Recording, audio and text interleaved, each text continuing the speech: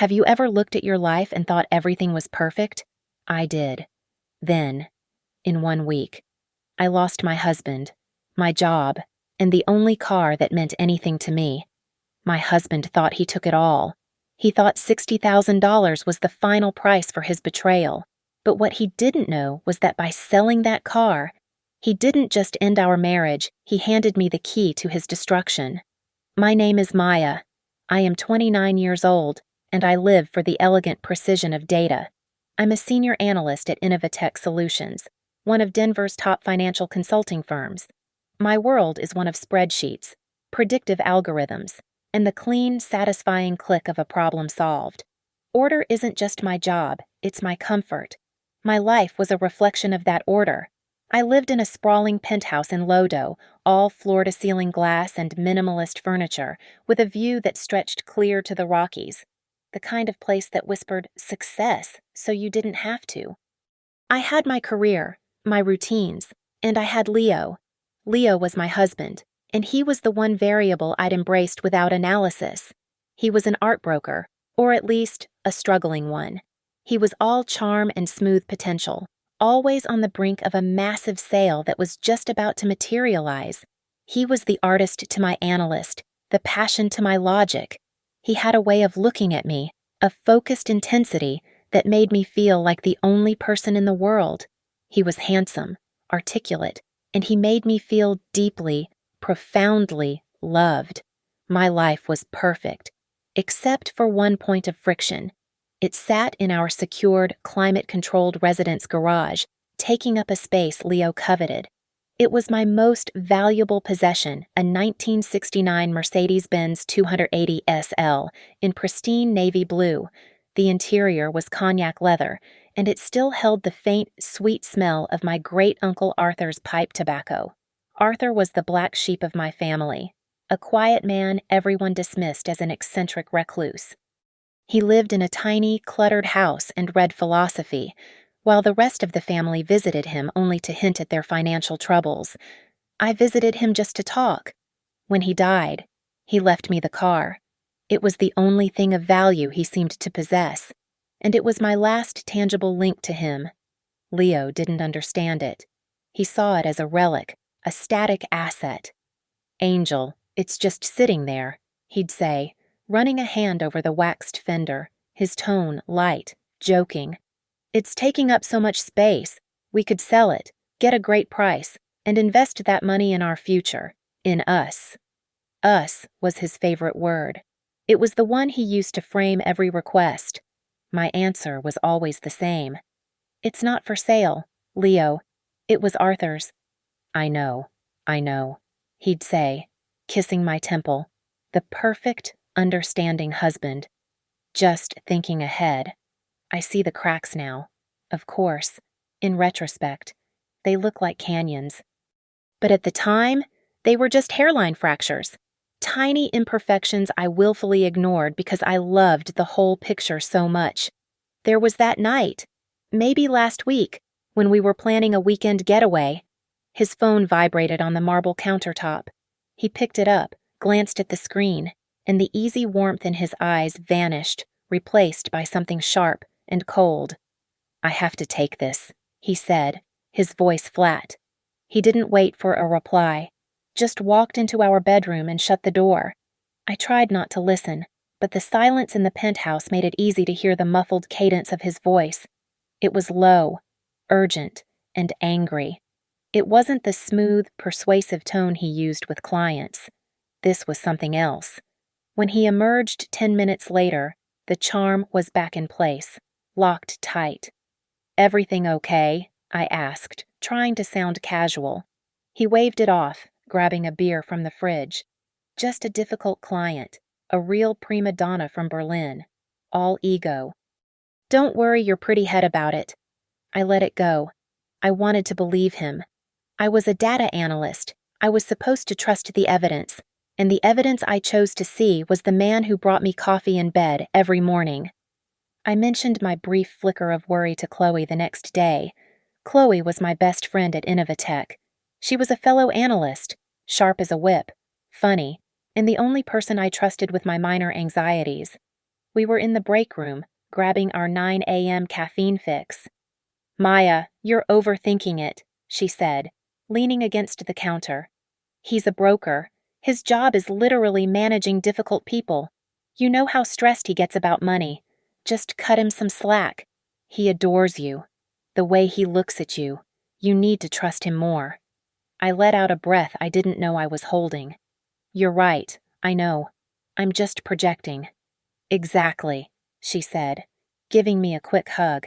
Now, are you ready for the big day? The big day. That's where my focus needed to be. I was on the verge of a major promotion.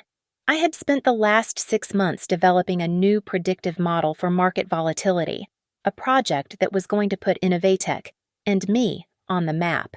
I was scheduled to present it to the entire executive board. I was running on adrenaline and excitement. This was my life. The stunning penthouse, the brilliant, loving husband, the supportive best friend, the career that was about to launch into the stratosphere. It was all stable, all secure, all perfectly organized. A life built on a foundation of trust, or so I believed. I was standing at the very top, admiring the view, completely unaware that the ground beneath me was about to give way. The presentation was scheduled for 10 a.m. I'd been in the executive boardroom since 9, running through the data one last time, my palms slick with a mixture of nerves and excitement. This was it. 6 months of work, 60-hour weeks, all culminating in this one meeting. My promotion was practically guaranteed. At 10:01, Mr. Vaughn's executive assistant, a woman with a perpetually strained expression, poked her head in. Ms. Torres, the presentation has been canceled. I blinked, the slide I was reviewing blurring. Canceled or postponed, did Mr. Vaughn get held up?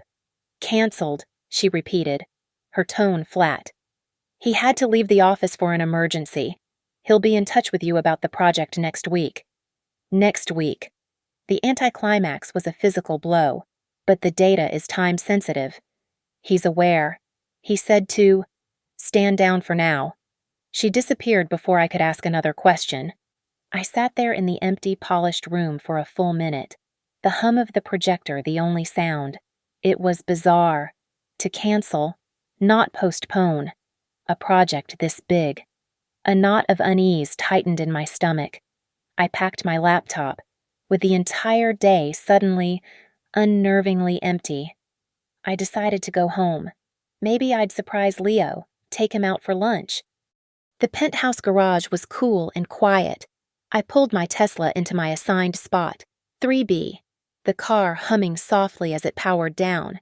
I grabbed my bag, stepped out, and froze. The spot next to mine, 3A, was empty. My breath hitched. The navy blue Mercedes-Benz 280 SL was gone. My first thought was theft. My heart hammered against my ribs. I fumbled in my purse for my phone, my fingers shaking so badly I almost dropped it. I hit Leo's name on my favorites list. It rang once, twice, a third time. Hey, Angel, what's up? His voice was casual, light. How'd the big meeting go? Leo, my voice cracked, thin and high. The car, the 280 SL, it's gone. Someone stole it. We have to call the police, right now. There was a pause. It wasn't a shocked pause. It wasn't the sound of a man processing theft. It was a heavy, measured silence. Baby, don't panic, he said. His voice was calm, dreadfully, terrifyingly calm. It's okay. I handled it. I leaned against the concrete pillar, my knees weak. Handled it. What do you mean handled it? Leo, where is my car? Look, I was going to tell you tonight, he said. It's good news, I promise. I'm on my way home right now, maybe 20 minutes out. We'll talk. Just relax. Seriously. It's a good thing. He hung up before I could say another word. I took the elevator up, my mind a blank, howling void. Handled it. The words echoed. He wouldn't. He couldn't. I had made him promise. It was the one thing, the only thing. That was mine. I was pacing the vast, sun-drenched living room when he walked in. He wasn't apologetic. He wasn't nervous. He was exhilarated, his cheeks flushed, a wide smile on his face. "You will not believe the day I've had," he said, tossing his leather satchel on the sofa. "This is it, Maya. This is the break we've been waiting for. Where is Arthur's car? Leo." My voice was flat, cold. "I told you. I handled it." "That Berlin client I mentioned. The difficult one. He's a massive vintage collector." He strode over to me, grabbing my hands. He saw a picture of it I had on my phone, and he had to have it. It was a now or never deal. Maya. And I got an incredible price. He reached into the inner pocket of his jacket and pulled out a folded certified bank check. He held it out to me like it was a winning lottery ticket. "Read it. Go on." My hands were shaking. I unfolded the paper. "Pay to the order of Leo Torres. Amount $60,000. The number stared back at me. 60,000. It felt like the air had been vacuumed from the room. "You sold it," I whispered. "Yes," he beamed, completely misreading my shock. "This money, Maya. I'm rolling it immediately into this new artist portfolio. It's guaranteed. This 60,000 will be triple that in 6 months. 6 months. We're set. We can finally start living." He finally seemed to register my expression, or lack thereof. The blood had drained from my face. The check slipped from my fingers and fluttered to the floor. His smile faltered, hardening into impatience. "Oh, come on, Maya, don't do this. Don't ruin this moment. Ruin it." My voice was barely audible. "I asked you. I begged you. It was the one thing. The only thing I ever asked you not to touch. It's just a pile of old metal. Maya," he said, his voice turning sharp. "It was sitting in a garage, collecting dust. Our future is more important than your sentimentality. You're being dramatic. You're overreacting." Overreacting. The word came out as a strangled cry. "You violated my trust. That was Arthur's. It was the only piece of him I had left." "And Arthur is dead," he shouted, his face reddening. "We are alive. This is about us. This is about our life, not some dead old man's dusty relic." "Who bought it?" I demanded, a cold fury starting to cut through the pain. "Give me their name. I'll buy it back." "You can't," he snapped, his eyes cold. "It's a private collector. The deal is done. It's final. It's probably already on a container ship to Germany for all I know. It's finished. Maya, now, are we going to celebrate this massive win, or are you going to mope about a stupid car?" He slept in the guest room, slamming the door shut. He was angry at me for being unreasonable. I didn't sleep. I sat on the cold leather sofa in the living room, the city lights blurring. The analyst in me, the part I'd suppressed for so long in favor of the loving wife, was waking up. The data didn't add up. The now or never deal, the sudden, inexplicable cancellation of my presentation, the $60,000. At 3 a.m., I walked into our home office. I sat at my desk and logged into our joint bank account. I scrolled through the transactions for the last 48 hours. Checking, savings, nothing. No deposit for $60,000. No pending wire transfer. Nothing. My heart started to pound, a slow, cold, heavy drumbeat. He lied. The check was real. I'd felt the paper, but he hadn't deposited it, not into our account. His laptop was on his desk, lid open. He was always careless with it. We had no secrets, or rather, I had none. My hands were perfectly steady now. I opened his web browser. He was still logged into his personal email. It was mostly junk, gallery newsletters, auction reminders. Then I saw it. An email from yesterday. Subject confirmation, the little Nell. My blood went cold. I clicked it.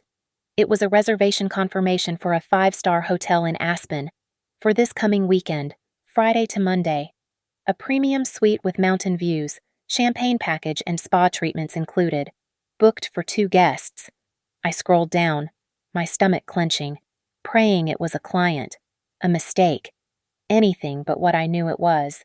Guest 1 Leo Torres, guest 2 Chloe Renaud. Chloe, my best friend, my confidant.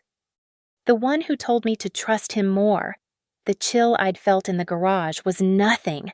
This was ice. This was a free fall.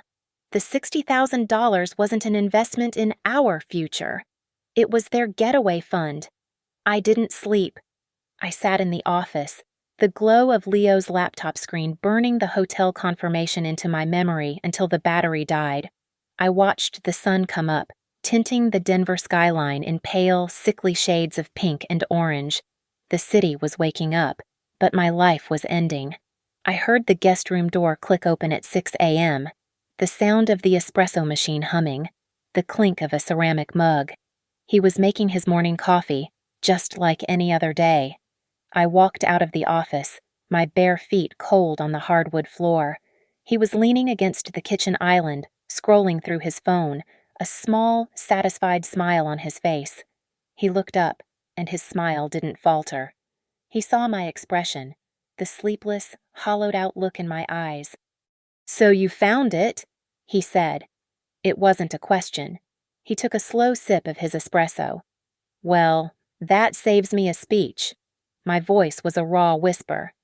"Aspen, with Chloe." He sighed, a long, performative sound of impatience, and set the mug down. "Honestly, Maya, I'm relieved. I am so tired of pretending." Pretending. The word felt foreign, like a language I didn't speak. "Pretending to care about your boring data," he sneered, the man I loved dissolving in front of me, replaced by this cold, reptilian stranger. "Pretending to be fascinated by your weird old uncle and his stupid car. Pretending this whole perfect, sterile life wasn't suffocating me.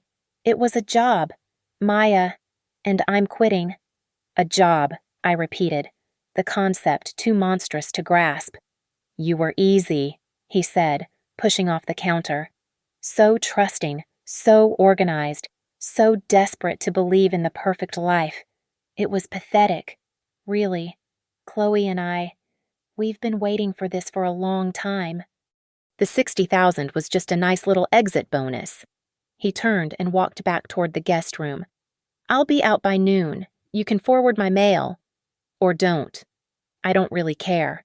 He shut the door. I went to work. I don't know why. Shock, maybe. Or habit. The analyst in me needed to follow the routine. I showered, dressed, and took the elevator down, my body moving on its own. The world outside the penthouse felt muffled, unreal, as if I was watching it through thick glass. I got to the office at 8:30. Chloe's desk, 3 rows down from mine, was conspicuously empty. Her monitors were dark. Her favorite succulent was gone. She hadn't even bothered to invent a sick day. She was already gone, already on her way to Aspen, to our hotel suite. I sat at my terminal, staring at the rows of data I'd been so proud of. It looked like nonsense. At 9 a.m., my desk phone rang, the sound so sharp it made me jolt. It was Mr. Vaughn's assistant. "Maya, Mr. Vaughn needs to see you in his office. Immediately." The cold knot of unease from yesterday, the one I'd dismissed, tightened in my stomach. I grabbed a notepad, a reflex, and walked the long hallway to the corner office. Mr. Vaughn was a severe man, all sharp angles and muted, expensive suits. He was standing by his floor-to-ceiling window, looking down at the bustle of the financial district. He didn't turn when I entered. "Sit down, Maya." I sat. The leather chair was cold and stiff. "About yesterday," he began, his voice clipping the words precisely. "Your presentation wasn't just canceled. Your project has been cut." "Cut!" My voice came out as a squeak. "But Mr. Vaughn, the model is sound. The projections, it's 6 months of work." "The work is irrelevant," he said, finally turning to face me. His eyes were flat, like polished gray stones, "because it appears your work hasn't been your only focus." He picked up a thin file from his immaculate desk and slid it across the mahogany. An internal audit was triggered last night after certain information was brought to our attention. We found several irregularities in your accounts. My heart stopped. Irregularities. What are you talking about? I opened the file.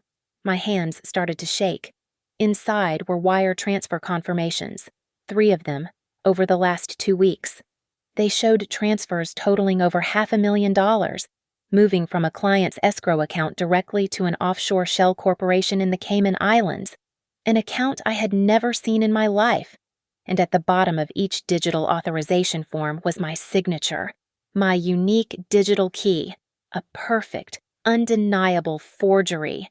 "This isn't real," I whispered, the paper rattling in my grasp. This is a mistake. I never authorized this. I've never seen this account." "That is what they all say," Vaughn said, his voice devoid of any human emotion. "The digital signature is a match. The client's funds are gone. The damage to this firm's reputation is catastrophic." "Mr. Vaughn, please," I begged, standing up, the proof trembling in my hand. "You know me. You know my work. I would never do this. Someone must have Leo or Chloe. Ms. Renault resigned yesterday via email, citing personal reasons," he said, cutting me off smoothly. "And your personal life is of no concern to me. What is my concern is the grand larceny committed using an Innovatech terminal by a senior analyst.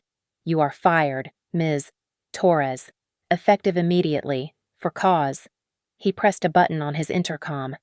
"Security. My office." "You're making a mistake," I whispered, tears of rage and disbelief blurring the fake transfer details. "My only mistake," he replied, "was trusting you." 2 uniformed security guards entered the room. They were large men, and their presence was a physical weight. "Please escort Ms. Torres from the building. She is not to touch her computer. Her access is revoked." I was walked through the open plan office. Every head turned, every analyst, every junior associate, all of them staring. Maya Torres, the rising star, the data prodigy, being walked out by security like a common criminal. My purse and the contents of my desk drawers were waiting for me in the lobby, dumped in a sad little cardboard box. The glass doors hissed shut behind me. I was on the sidewalk in the bright morning sun, unemployed, disgraced, and accused of embezzlement. It all clicked into place then, a horrifying, perfect algorithm of destruction. The canceled presentation they couldn't let me be in that meeting, showing my value, just as they were about to frame me. Chloe, with her analyst-level access, planting the forged files. Leo, with his access to my life, my signatures, my passwords. They hadn't just left me, they had systematically destroyed me. I sat on a cold concrete bench, my mind racing. I pulled out my phone and called my bank. "The fraud department. I need to report suspicious activity," I told the representative, my voice shaking. "Which account?" "Ma'am." I gave him the joint account number. A long pause. "Ma'am, that account was closed an hour ago.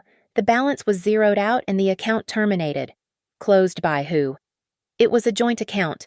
Ma'am, Mr. Leo Torres initiated the closure." "My personal savings," I said, my voice rising in panic. "Check my personal savings account. Number." I rattled it off. Another pause. This one longer, more ominous. "Ma'am, that account also has a zero balance. There was a wire transfer this morning for the full amount." "I didn't authorize that. That's my personal account. We received a signed authorization form faxed to us yesterday. Ma'am, with your signature." He had forged it. He had practiced my signature for years on greeting cards and checks. And he had forged it. He didn't just take the $60,000. He had taken everything. I ran. I hailed a cab I couldn't pay for and promised the driver I'd get the money upstairs. I ran into the lobby, past the doorman who was avoiding my gaze. I jammed my key into the penthouse lock. It didn't turn. It stopped. metallic and final. He had changed the locks. A piece of paper was taped to the polished wood door.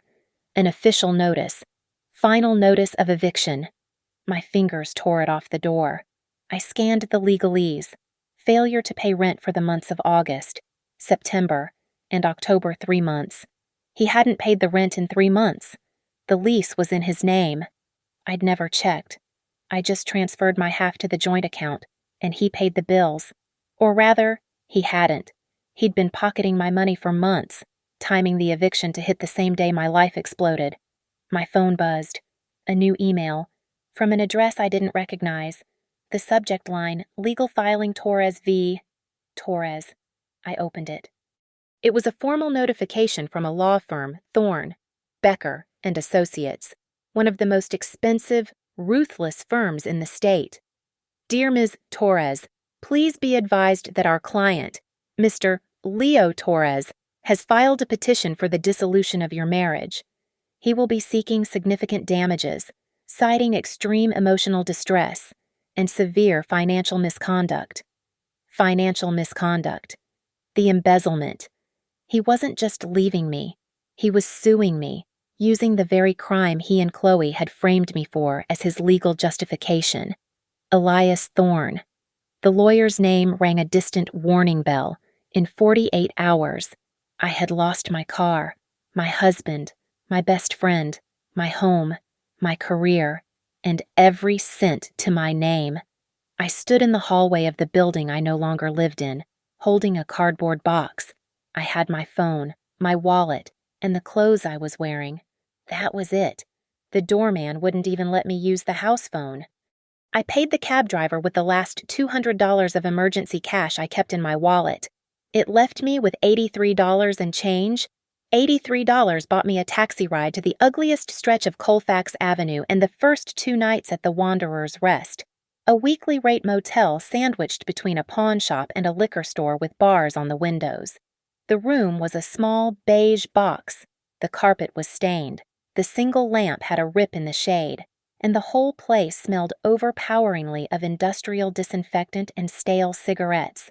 It was the smell of regret, of lives that had hit a dead end.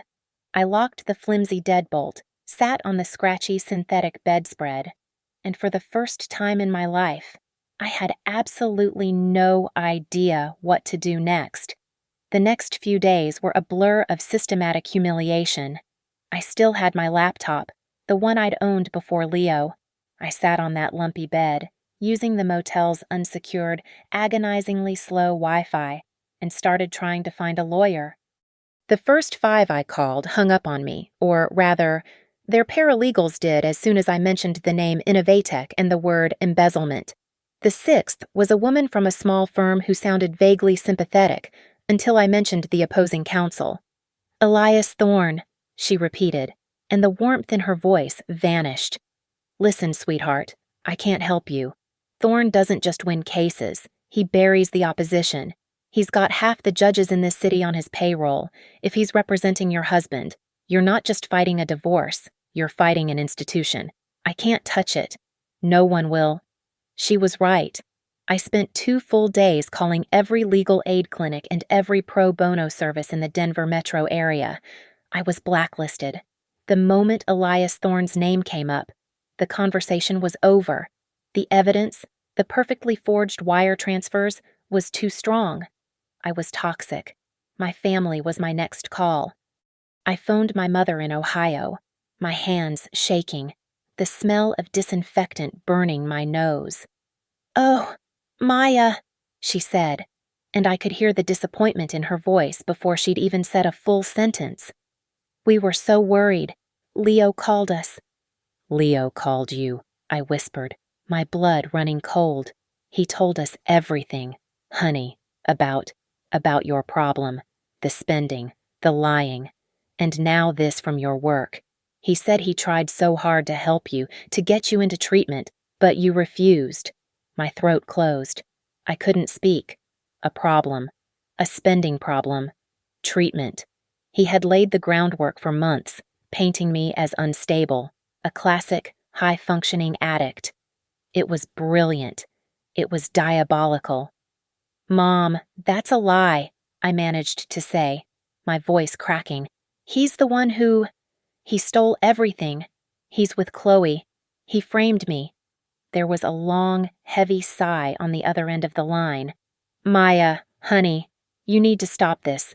You're not well. This paranoia. It's just proving his point. He sounds devastated. He said you're lashing out. Please, just call the facility he recommended. We'll support you. But we can't. We can't get involved in this. Not when you're like this. She hung up. I sat there, the receiver buzzing in my ear. He hadn't just taken my money and my job. He had taken my past. He had poisoned my family, turning them against me with a perfectly crafted narrative of my own insanity. I was alone. The $83 was gone. My days became a bleak, gray loop. I would wake up at noon on the lumpy bed, the thin curtains failing to block the harsh, unforgiving sunlight. I'd live on instant noodles heated in the room's grimy microwave, purchased with the spare change I'd found in my old gym bag. I'd spend the afternoons at the public library, using their computers to apply for jobs, barista, receptionist, data entry clerk, anything. The rejections were immediate and brutal. Maya, we appreciate your application, but given the circumstances of your separation from Innovatech… The story was already all over the financial news groups. The firing for cause was public. I was unemployable. I finally understood. This wasn't a passionate, messy breakup. This wasn't Leo falling in love with Chloe and making a desperate, impulsive decision. This was a systematic execution. They didn't just want to leave me. They wanted to destroy me. They wanted me with no money, no legal recourse, no family to fall back on, and no way to earn a living. They wanted me gone, a non-person, utterly incapable of fighting back. One night, maybe a week into my new life, I caught my reflection in the cheap, warped mirror above the particle board dresser. The woman staring back was a stranger. Her eyes were hollow, ringed with dark purple. Her skin was sallow. Her hair was lank and greasy. The bright, organized, confident Maya Torres who lived in a glass penthouse and ran predictive models, she was gone. She was as gone as the 280 SL. I had truly, finally, hit rock bottom. I was a ghost, haunting the edges of a life I used to own. I had one thing left, my laptop. It was a high-end model, worth something. I took it to the pawn shop next to the motel. The man behind the barred window offered me $300. I took it. $300 would buy me another couple of weeks in this beige hell.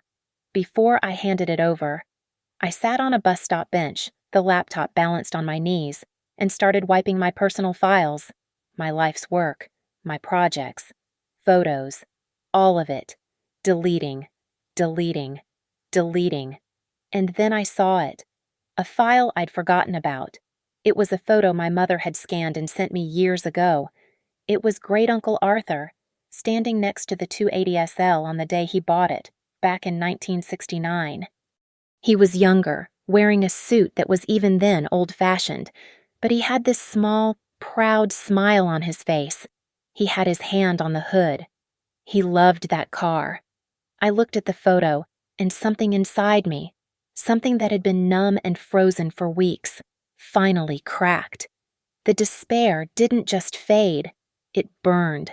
It coalesced into a single, cold, white-hot point of rage. They had taken my home. They had taken my money. They had taken my career. They had taken my name and my family. And they had taken this. They had taken the last piece of the one person in my family who had ever truly seen me, and they had sold it for 60,000 pieces of silver. Leo thought it was a stupid car, a pile of old metal. He didn't understand. He didn't know what it meant.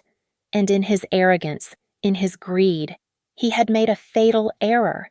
He had left a thread. The sale wasn't a secret. It was a transaction with a paper trail. I wasn't an analyst anymore. I was a hunter. I closed the laptop. I knew what I had to do. I had to find out who bought that car. It was the only string I had left to pull, and I was going to pull it until their whole goddamned world unraveled. I didn't go back to the motel.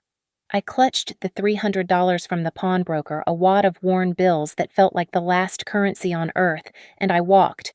I walked until my feet ached, and I ended up at the Denver Central Library. It was vast, quiet, and blessedly anonymous. It was a palace of information, and I was starving. I found a public computer terminal in a quiet corner on the 4th floor, a spot where I could watch the aisle. My hands were perfectly steady on the keyboard. The part of my brain that had been frozen in shock and grief was finally thawing, replaced by the cold, clear click of the analyst. I wasn't a wife anymore. I wasn't an employee. I was a problem solver. I needed the VIN, the vehicle identification number. I had insured that car every year for a decade. I closed my eyes, pushing past the memory of Leo's face, pushing past the image of the eviction notice, and I visualized the Allstate insurance card I used to keep in my wallet. WDB. I typed the 17-digit string into a blank text file. I knew it by heart. My mind started to build a query. Leo wanted fast, untraceable cash. He wouldn't risk a high-profile auction house like Sotheby's, which required provenance and paperwork. He wouldn't go to a certified Mercedes dealer. They would have flagged the title discrepancies. He would go to the enthusiast community, a private sale. I created a new, anonymous email account, a Proton mail address, encrypted, based in Switzerland. I logged into 3 of the largest classic Mercedes-Benz forums and 2 general European classic car boards. I kept the message clean, clinical, and devoid of emotion. The subject line was simple information requested 1969, Mercedes 280 SL. VIN. I typed the full number. The body of the post was just as direct. This vehicle was recently sold in a private cash transaction in the Denver, Colorado area on or around October 24th. I am the legal owner. The sale was unauthorized and fraudulent. I am not seeking law enforcement involvement at this time. I am seeking a good faith conversation with the current possessor. Discretion is guaranteed. I hit post, and then I did it again. On the next forum, and the next. Then I sat there, in the quiet hum of the library, and I waited. For 3 days. I lived at that library. I used the pawn money to buy vending machine crackers and stale coffee from the lobby cart. At night, I returned to the foul beige room at the Wanderer's Rest, locking the door and staring at the ceiling, my rage a cold, hard stone in my stomach. Each morning I was back at the terminal at 9 a.m., just as the library doors opened. The inbox was empty. Nothing. My post was buried under threads about fuel injection and upholstery swatches. My heart began to sink. Leo was right. It was gone. On a container ship to Germany. My one, single thread had snapped. It was the 4th day. My money was almost gone. I had $37 left. I logged in, my hands feeling heavy. The despair I'd been fighting back starting to creep in, cold and oily. I clicked refresh one last time, a hopeless, mechanical gesture. One new email. My breath stopped. The sender's address was a random jumble of letters and numbers from the same encrypted service I had used. The subject line, your 280 SL. My fingers were trembling as I clicked it. The message was short. I believe I am the man who purchased your vehicle. I am a private restorer. We need to talk. There are some things about this car things that are not right about this sale. I am not interested in trouble. I am interested in doing the right thing. I wrote back, my heart pounding so hard I could feel it in my throat. When and where the reply was almost instantaneous. Tonight, 8 p.m., the Double J Diner on Federal Boulevard. It will be quiet. Come alone. I will be in the back booth, reading a book on astrophysics. I spent $12 of my remaining $37 on a canister of pepper spray at a corner bodega. The old Maya would have been terrified. The new Maya, the one who lived on crackers and rage, just felt a cold, sharp focus. I walked the 2 miles to the diner, my hand in my jacket pocket, my fingers wrapped tight around the canister. The Double J was a relic, a classic 50s diner that smelled of old coffee and fried onions. The neon sign outside hummed in the damp evening air. As promised, it was nearly empty. A couple of truckers at the counter, a tired-looking family in a booth near the front. And in the very last booth, facing the door, sat a man. He looked to be in his late 60s, with a messy shock of gray hair, thick, wire-rimmed glasses, and a worn tweed jacket. He looked more like a philosophy professor than a car collector. A thick, hardback book titled The Fabric of the Cosmos was open on the Formica table in front of him. I slid into the booth, keeping my right hand in my pocket. He looked up, and his eyes were kind, but incredibly sharp. "You must be the owner," he said. His voice was quiet, a little gravelly. "My name is Milo." "You bought my car," I said. It wasn't a question. "I did." He nodded. The waitress came over. He ordered a black coffee. I ordered nothing. "I bought it 5 days ago, from a man named Leo. Your husband." "I presume." I just nodded, my jaw tight. "He was slick," Milo said, choosing his words carefully. "Talked a very big game about his art connections, but he was in a hurry. A real hurry. Kept checking his phone. He had a title and a bill of sale, with your signature on it. Another one of Leo's perfect forgeries. How much?" I asked, my voice flat. $60,000, Milo said, stirring his coffee, though he'd added nothing to it. Cash, in a briefcase, which I found suspicious. But I'm a restorer, my dear. I know what these cars are. A 69 280 SL in that condition, with the original hardtop. Even with the high mileage, it's worth 150, maybe 180. Easily, triple what he asked. He looked at me over the rim of his glasses. "So, I knew one of two things was true. Either your husband is the single biggest idiot in the state of Colorado, or he was desperate. Desperate men do stupid things, and they don't ask questions, like why I was willing to pay in cash, in a parking lot, with no inspectors. That's not why you're here," I said, repeating his email. "No, it's not." He leaned in, lowering his voice. "I'm not here to give you back your money. The sale was legally dubious, but it's done. I'm here because of the car itself." He paused, as if gathering his thoughts. "I got it back to my shop. It's a beautiful machine. But it's strange. It's had work done on it. Very sophisticated custom modifications. Not the kind of thing your average weekend enthusiast does. I'm talking reinforced chassis points, an upgraded suspension that doesn't match the model. Things you'd do if you were trying to hide extra significant weight." My blood went cold. Modifications. "I started stripping the interior," he whispered, pulling up the carpets to check the floor pans for rust. That's when I found it. Found what? A compartment, under the front passenger seat. It wasn't just some box bolted to the floor. It was built into the frame. Seamless. The craftsmanship it's art. And it was lead-lined. The release mechanism was electric, tied to the original fog light switch, but only if the key was in the accessory position and the parking brake was engaged. It's genius. Your husband, the idiot. He had no idea. He just wanted the quick cash. He sold the car, but he didn't sell what was inside it.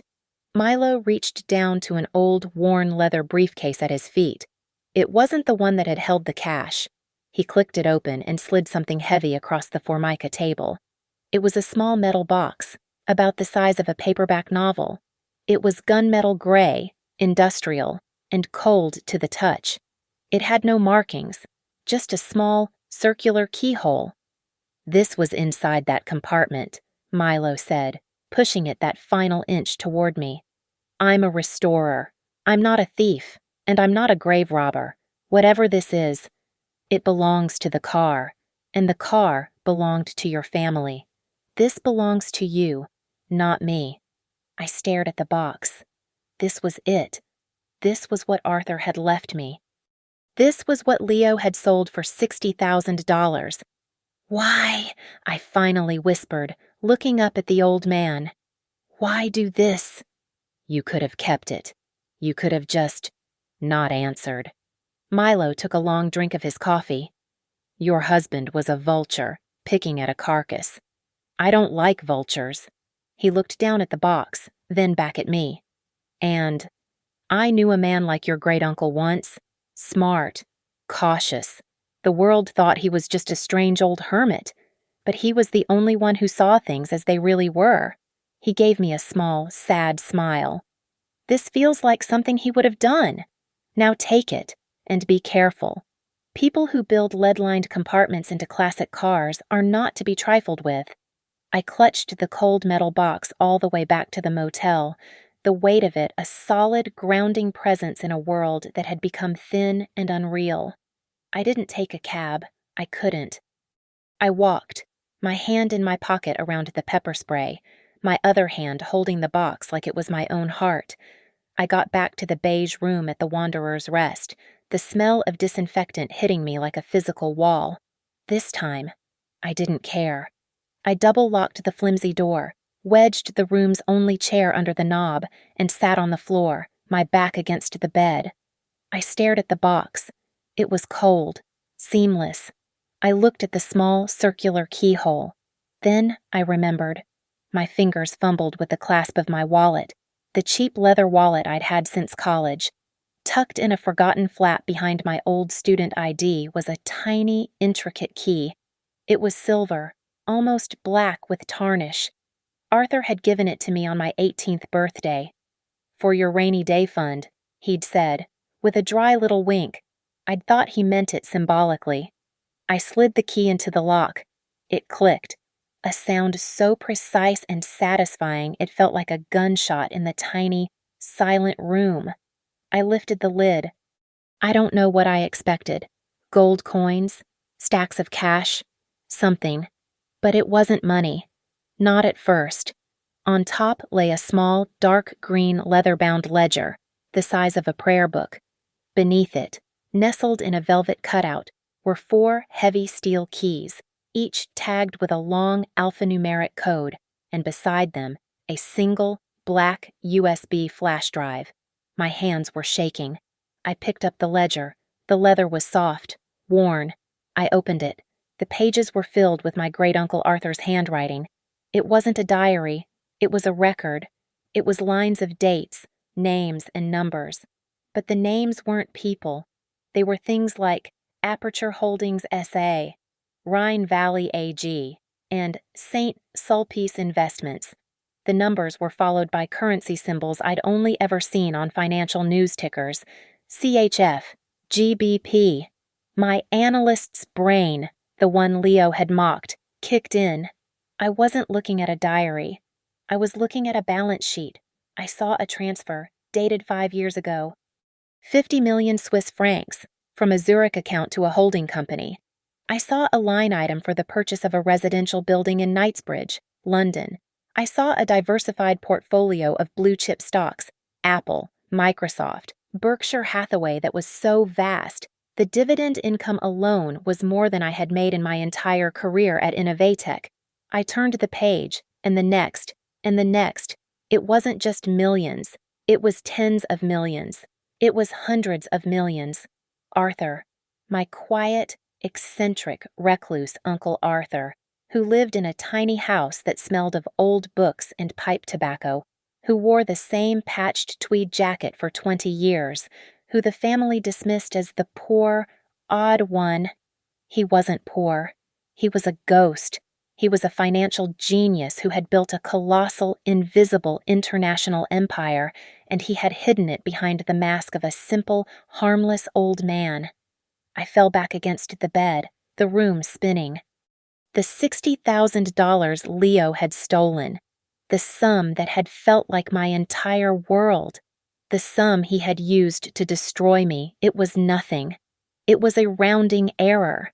It was the change Arthur might have found in his couch cushions, if he'd had a couch worth checking. I wasn't just wealthy. I was rich on a scale that I couldn't even comprehend. Why, Why hide it? I turned to the last page of the ledger. The handwriting was slightly shakier, dated just a few months before he died. It wasn't a number. It was a note. To me. Maya, my girl. If you are reading this, you know my secret. I am sorry to burden you with it, but you were the only one I could trust. The rest of them. He was talking about my family, my mother, my aunts. They only ever saw me as a checkbook or a failure. They are greedy, and greed makes people weak. They would have squandered this, and worse. They would have let it destroy them. You. You were the only one who ever came to visit the old man, not the old man's wallet. You never asked me for a single thing. And so, it is all for you. Be smart. Be quiet. And do not trust anyone who tells you they love you too quickly. I sat there, the weight of his words settling on me. He had seen it. He had seen the greed in my family. He had probably seen the vulnerability in me, the tendency to trust that Leo had exploited so perfectly. My eyes fell on the flash drive. My hands were steady now, the adrenaline replaced by a cold, sharp, terrifying clarity. I didn't have my laptop. I'd sold it. I looked at the cheap, wall-mounted television. It was an old flat screen, but it had a USB port on the side, meant for hotel maintenance. I walked over, my bare feet sinking into the grimy carpet, and I pushed the drive into the slot. I fumbled with the remote, switching the input to USB. The screen flickered from a static-filled local news channel to a blue menu. One file. Video message, MP4. I pressed play. The screen flickered, and there he was. My great-uncle Arthur. He was in his study, sitting in his favorite wingback chair. He looked thin, much thinner than I remembered. The illness was already deep in him, but his eyes were the same. Sharp, intelligent, and looking right at me, right through the camera, as if he could see me in this foul motel room, in the wreckage of my life. "Hello, Maya," he said. His voice was a dry rasp, but it was him. "If you are watching this, then I am gone. I am sorry for that, but I am more sorry that you are in trouble." I put my hand over my mouth, a choked sob escaping. He knew. He had known. "I left you the car as a test," he continued, leaning forward slightly, as if to impart a secret. "It was my first real purchase, my first indulgence. I loved it, but it was also a perfect barometer. I knew. After I was gone, the family would come sniffing. They would see the car as a quick payout. I left it to you, Maya, to see what you would do. If you sold it, well, if you sold it, you were one of them, and you would never have found this box. The money would have been your inheritance, and your loss." "If you kept it," he said, and a small, rare smile touched his lips. "If you kept it, and loved it for what it was, a beautiful machine, a piece of our history, then you were the woman I believed you to be." He paused, and his expression grew dark, the smile vanishing. "But I planned for a third possibility, the one that worried me, the one where someone took it from you." His eyes bored into mine, a lifetime of shrewd, cold calculation in his gaze. "If that has happened, Maya, if someone has betrayed you so deeply as to steal the one thing I asked you to protect, then it is not a simple betrayal. It means they are hunting. It means they suspected what I have, and they are using you to get to it." "If that is the case," he said, his voice dropping to a whisper, "then you must not mourn. You must not grieve. You must use what is in this box, every last key, every last account, every last shell corporation. And you must use it to protect yourself. You must use it to destroy them."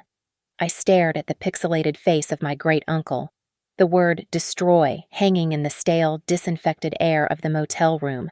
My mind was still catching up. I thought he meant Leo. I thought this was about a cheating husband and a stolen car. I was a fool. Arthur wasn't talking about a simple, greedy man. He was talking about a war. My wealth was a secret. Maya. Arthur's voice continued, a dry rustle from the television speakers. A very well-kept secret. But you cannot move the kind of capital I did for 50 years without attracting predators. Not the kind that use a gun. The kind that use a spreadsheet and a smile. He coughed, a dry, painful sound that twisted my gut. A certain investment firm. They've been trying to find my assets for the last decade. They're sophisticated, they're patient, and they are utterly ruthless. They call themselves Imitate Solutions. The name hit me like a physical blow. Imitate, my job, my career, my Mr. Vaughn. They couldn't find the money, he rasped. I built my world on privacy.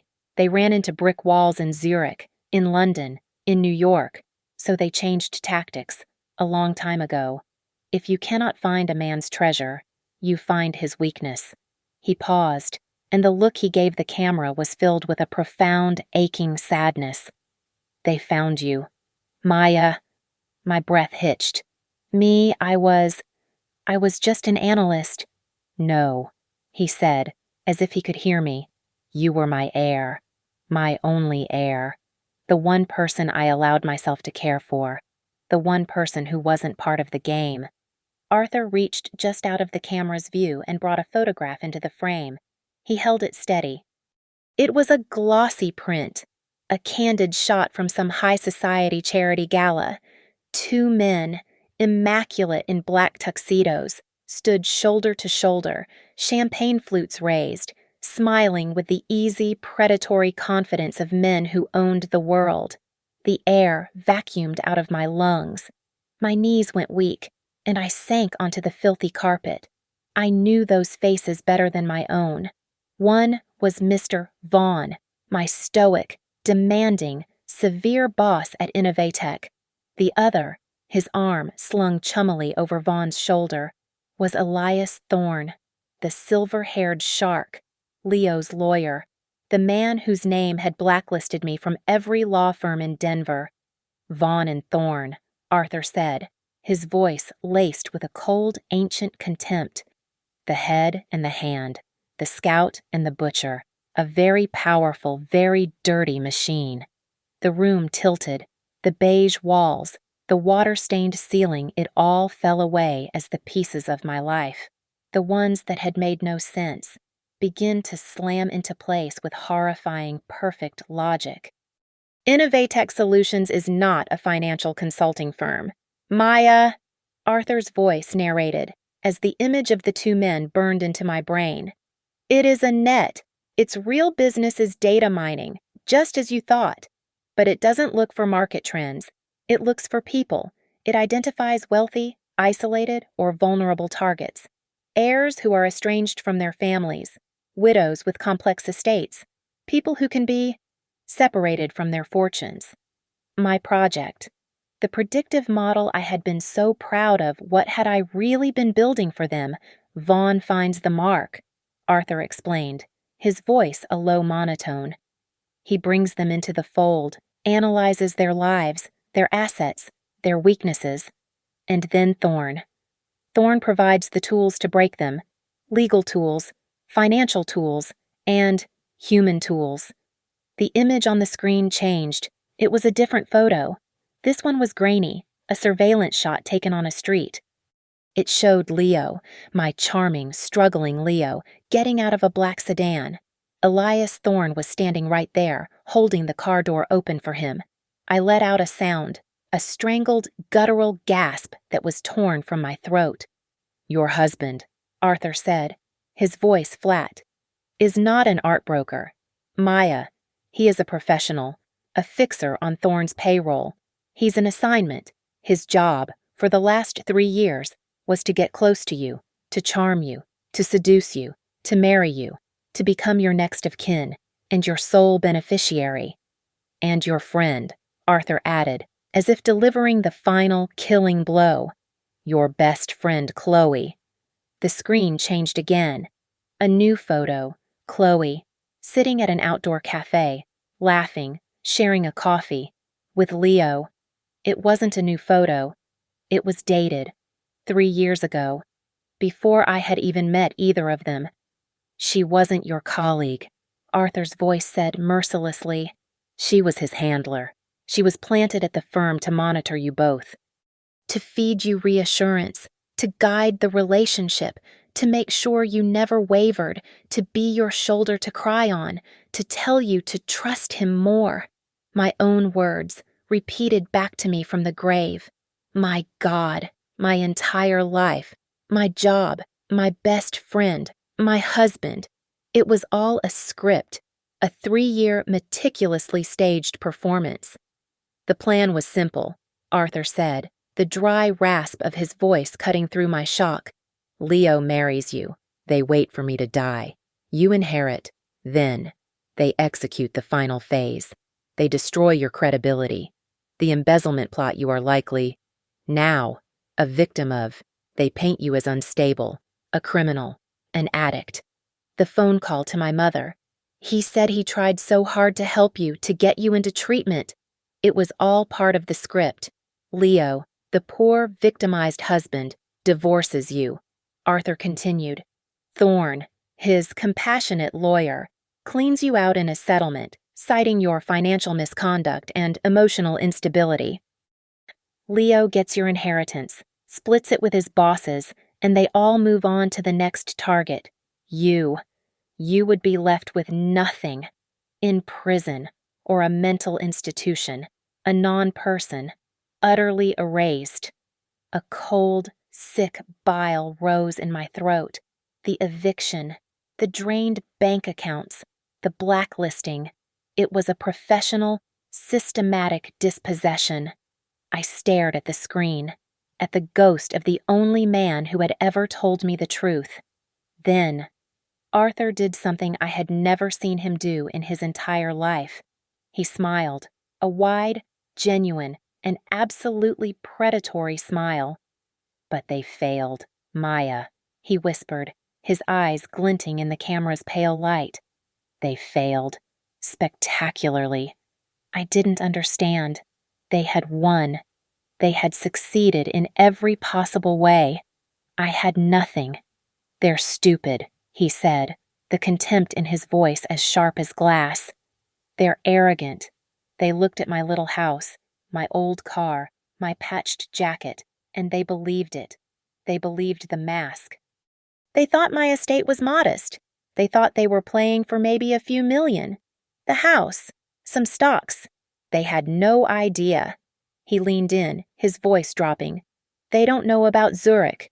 They don't know about London. They don't know about the holding companies. They don't know about the billions. Maya. The revelation hit me like a physical force, knocking the breath from my body. They failed their assignment, Arthur said, almost laughing. And the con men, Leo and Chloe, they're just low-level employees. They were on a retainer, promised a percentage of your modest inheritance. When you inherited almost nothing, just the car and the house, they must have panicked. They thought the assignment was a bust. They thought I was a bust. The $60,000, I whispered to the empty room. This whole charade, Arthur said, as if hearing me. This pathetic, cruel little exit. The embezzlement, the drained accounts, the divorce. It's not the grand plan.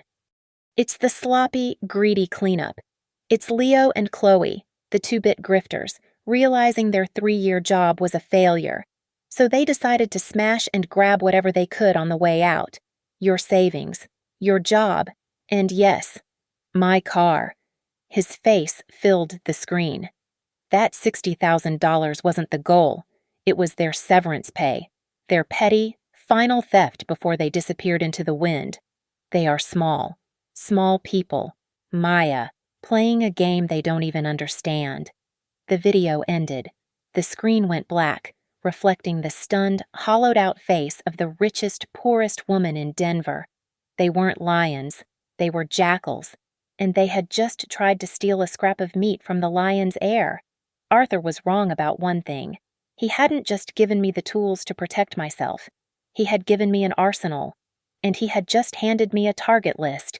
The reflection in the black television screen was of a woman I didn't know, She was kneeling on the floor of a $10 motel room, her face pale, her eyes burning. Maya Torres, the trusting, optimistic, rule-following data analyst, had died in this room. The woman staring back was someone new. She was the heiress to an arsenal. I was no longer a victim. I was a strategist. I looked at the 4 heavy steel keys, the ledger, the contact. Arthur had left me a complete, fully funded war chest. I took the first key, the tag on it. C1138 corresponded to an entry in the ledger, First Mercantile Private Trust, Denver, domestic liquidity. I still had my original driver's license. I still looked, more or less, like Maya Torres. I took the last of my pawnshop money, walked to a 24-hour convenience store, and bought a cheap disposable razor, soap, and a brush.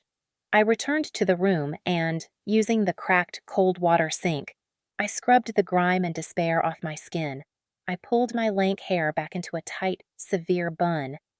I put on the only clean clothes I had, the suit I'd worn when I was escorted out of Innovatec. It was wrinkled and stained with shame, but it was all I had. I walked out of the Wanderer's Rest, leaving the key in the room, the small metal box and the ledger hidden in my empty purse. I didn't look back. I took a bus downtown.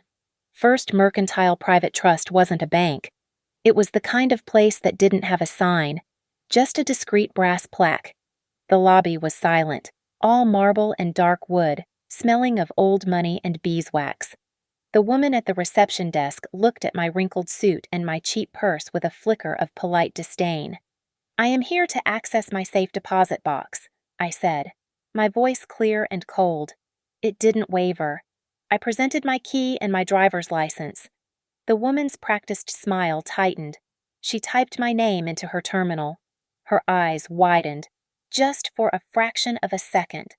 The disdain vanished, replaced by a sudden, brisk efficiency. "Of course, Ms. Torres, right this way." I was led into the vault. It was like a tomb, cold and silent. She and a male attendant used their keys, then mine. A long, heavy metal box slid out. She slid it into a private viewing room, a small, windowless chamber, and shut the door, leaving me alone. I lifted the lid. I had expected something. I hadn't expected this. It was filled, perfectly, with stacks of cash, $100 bills, bound in bank wrappers. I counted one. $10,000. There were 50 such stacks.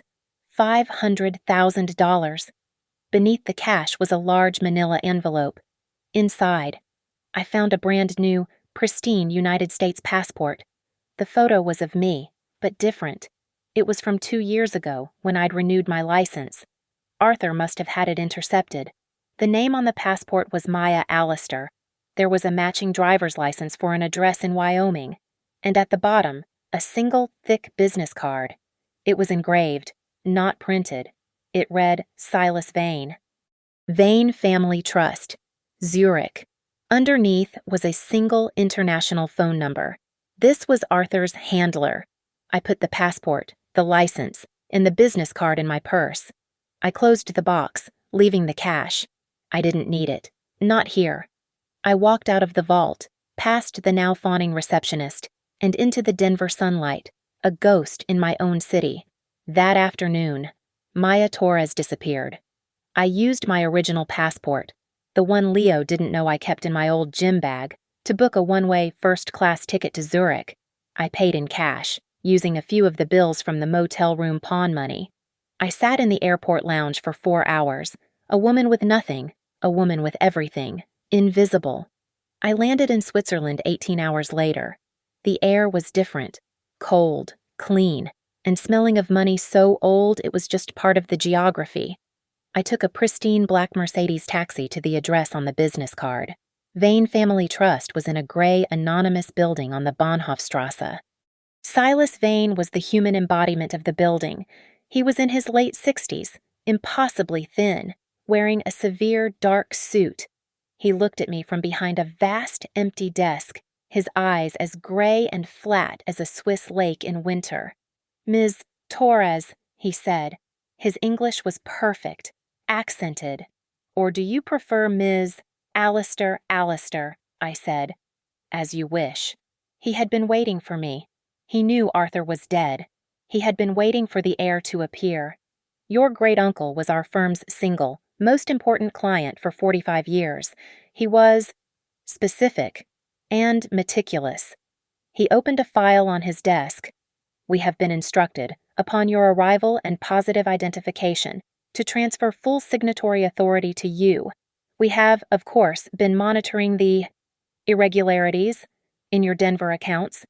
We were prepared to intervene, but your uncle's protocol was clear. You had to find your own way here. I nodded. Another of Arthur's tests. I need to know the full scope, I said. Silas Vane steepled his fingers. As of this morning's market open, the liquid assets under our management are valued at $942 million. This, of course, does not include the real estate portfolios in London, New York, and Hong Kong, nor the private equity holdings. You are, Ms. Allister, for all intents and purposes, a significant global financial power. The number was so vast it was abstract. It was a weapon. It was an army. The next 3 months were a blur. The woman who was Maya Torres was stripped away, piece by piece. I moved into a private suite at the Bois au Lac, paid for by the Vane Trust.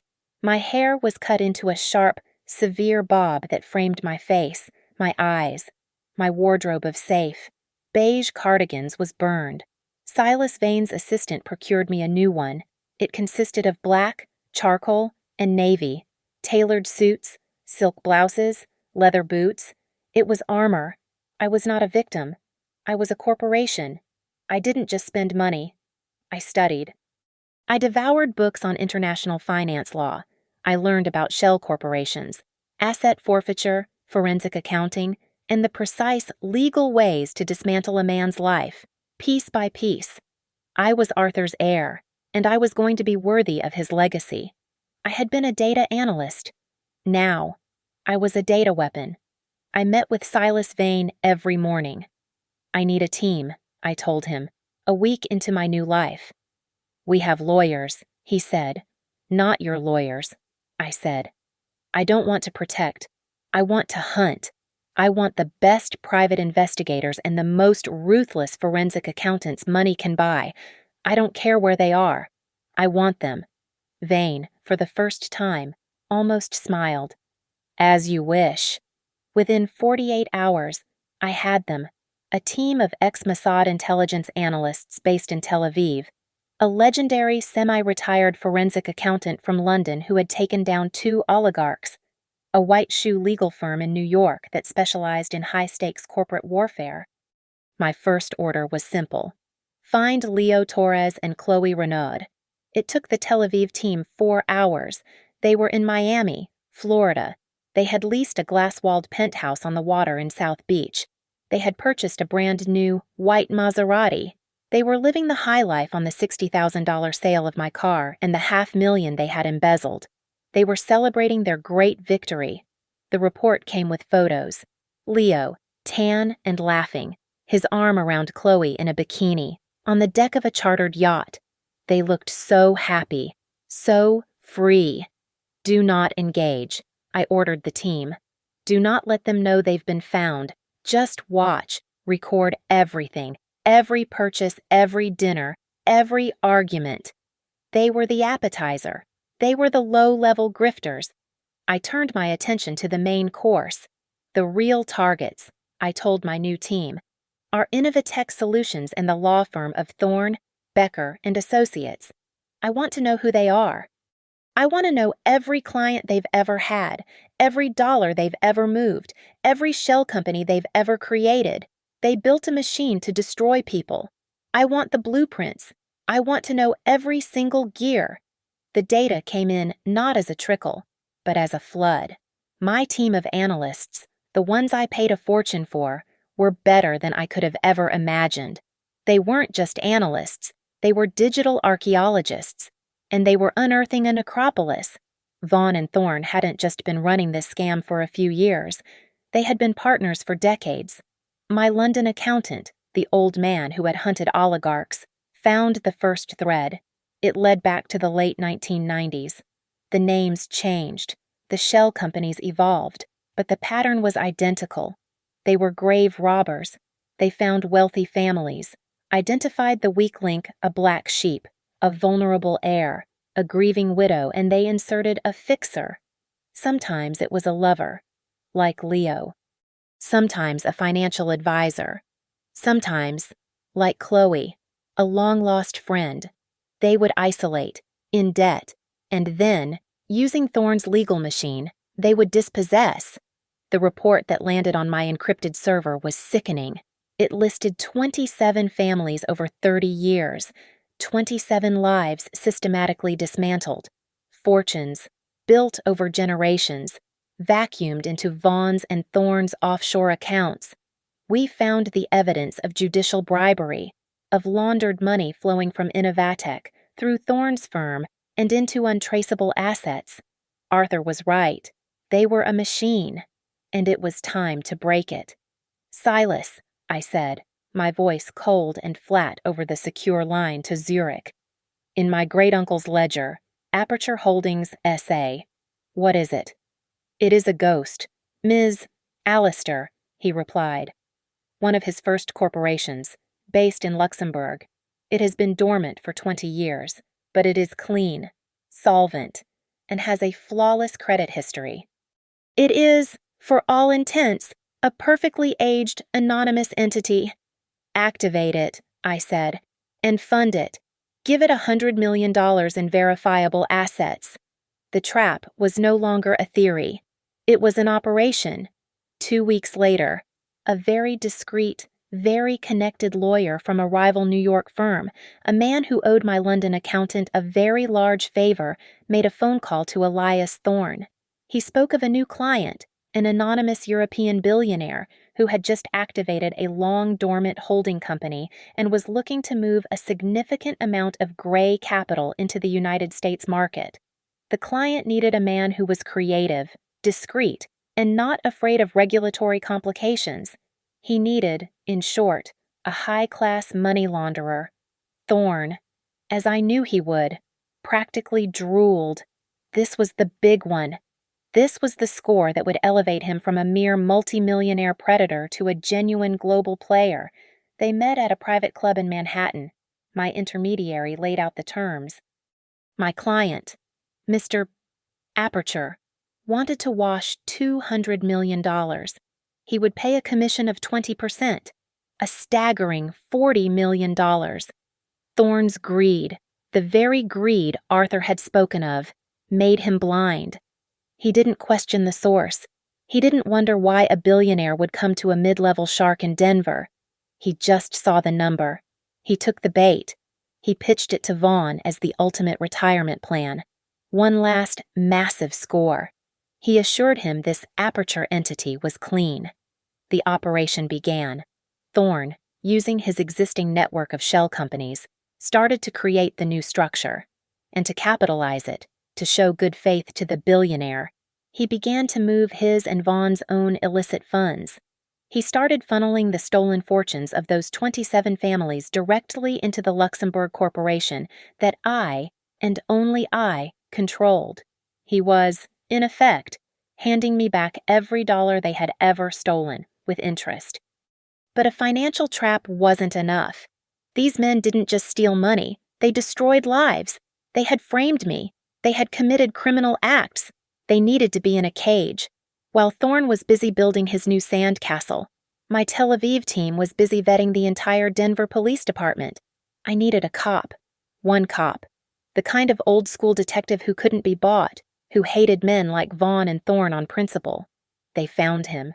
Detective Marcus Russo, a 25-year veteran, passed over for promotion 3 times because he wouldn't play the game.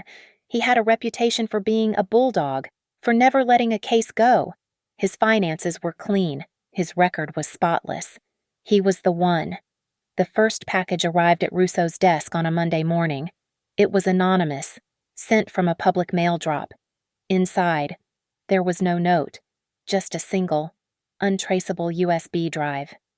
On it, Russo found the complete, irrefutable bank records for one of Thorne's shell companies, showing a direct illegal transfer to a sitting civil court judge. The same judge, I noted, who was assigned to my divorce case. A week later, a second package arrived.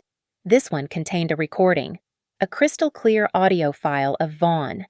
In his own office, my team had been busy discussing the containment of a previous victim, a widow who had been institutionalized after she'd threatened to go to the press. Russo started digging. He did it quietly, off the books, just as I knew he would. He pulled the old case files, the ones that had been dismissed, the widow, the estranged heir, the unstable business partner. He saw the pattern. My anonymous tips were just watering the seeds of suspicion he'd had for years. Detective Russo's private war had just been given a billion-dollar supply line, and in Miami, the party was ending. My team's daily report on Leo and Chloe was my morning coffee. The $60,000 from my car and the $500,000 from my accounts were gone. Leo, it turned out, was not an art broker or a fixer. He was just a failed actor with a pretty face and a gambling problem. Chloe was no better. The white Maserati was repossessed. The penthouse lease was in default.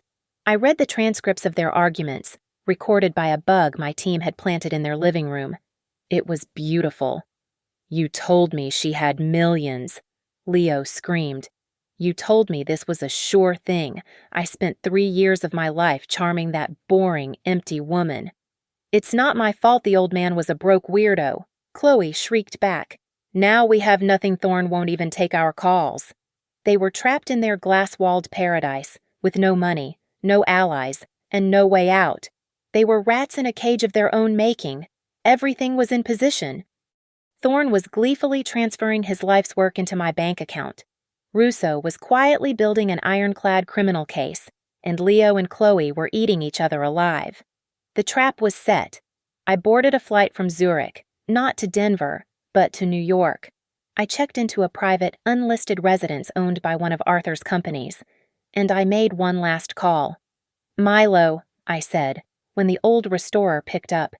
"I wondered if I'd hear from you again," his gravelly voice replied. "I need to buy a car," I said. "A 1969 Mercedes-Benz 280 SL, navy blue. I know the owner. I'm willing to pay, let's say, triple its market value, and I need it delivered to Denver." Quietly. He just chuckled. "I thought you might. I'll have it ready." I hung up, and for the first time in months, I walked to a window and looked out at the city. I wasn't the woman who had been thrown out onto the sidewalk. I wasn't the ghost in the motel. I was a predator, and I was coming home. The day of the divorce hearing arrived, a date my New York legal team had strategically postponed for 3 agonizing months, citing my fragile mental state and inability to secure counsel. We had given Elias Thorne all the rope he needed. Today, he was scheduled to hang himself with it. He and Leo were already there, sitting at the plaintiff's table. They looked confident, relaxed. Leo wore an expensive suit I didn't recognize, his face tan from his Miami victory tour, though I could see the edges of stress around his eyes now that the money was gone. Thorne was the picture of silver-haired arrogance, shuffling papers, anticipating a simple default judgment. They were here to finalize the execution of Maya Torres, the broke, unstable, and missing ex-wife. The bailiff called the case, Torres versus Torres. The judge, the same man from Detective Russo's bribery file, entered and sat, looking bored. "It appears the defendant, Ms. Torres, is not present," he began, looking at the clock. Thorne stood, a smug reptilian smile playing on his lips. "Your Honor, given the defendant's continued failure to appear, and her well-documented issues, we move for a summary judgment in my client's favor and for the full petition of damages to be. I apologize for our tardiness, Your Honor." The heavy courtroom doors at the back of the room were open. The words cut through the stale air like a diamond. Every head in the room turned. Leo and Thorne turned, their expressions of annoyance freezing, then melting into pure, unadulterated shock. I walked down the central aisle. The woman they expected, the one in the frayed suit, the victim from the motel, was gone. I was wearing a $10,000 custom-tailored suit of charcoal black wool. It was armor. My hair was sharp, my makeup was flawless, and my heels clicked with a hard, percussive, final rhythm on the marble floor. I was not alone. Beside me walked Ms. Eris, my lead counsel from New York, a woman who had dismembered corporations larger than Thorne's. Behind us walked our 5-person legal team, a silent, disciplined phalanx of lawyers and forensic accountants, their briefcases filled with retribution. Leo's jaw dropped. The color drained from his face, leaving his Miami tan looking like a sick, yellow paste.